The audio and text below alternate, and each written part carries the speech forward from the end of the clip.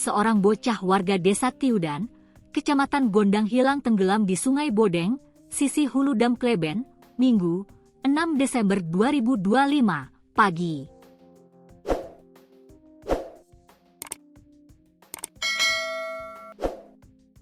Sementara satu anak lainnya ditemukan meninggal di aliran sungai yang sama. Kejadian bermula saat 3 sekawan, Ra, 11, Ri, 11, dan Da, 11, pamit mancing sekitar pukul 9 waktu Indonesia Barat. Mereka 3 bocah 11 tahun pamit mancing ke orang tuanya mancing di sungai bersama-sama, jelas Kapolsek Gondang, AKP Andik Prasetyo.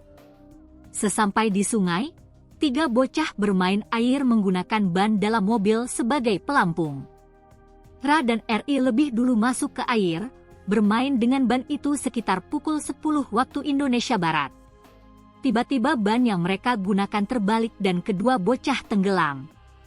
Da yang melihat 2 temannya mulai tenggelam, berlari pulang untuk melapor ke orang tuanya, sambung Andik.